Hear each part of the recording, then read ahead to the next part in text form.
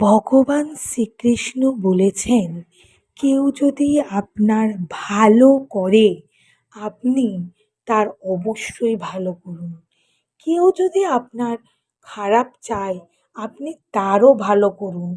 এতে আপনার জীবন ভালোই ভালো হবে।